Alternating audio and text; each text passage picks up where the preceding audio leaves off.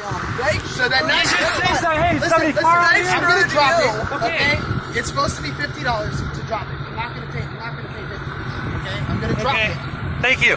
But they told me it's been parked here all night. I haven't been parked here all night. I'm just saying. That's what they told me. You gotta speak to them inside.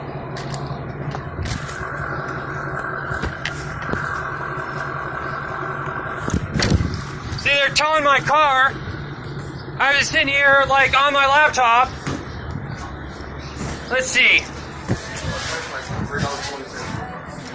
Let me speak to your manager.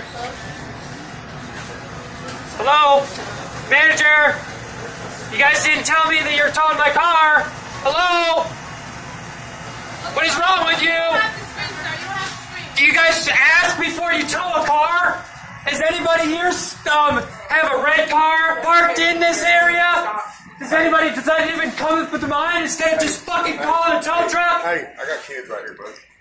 I got a kid too. I was gonna do it for mine.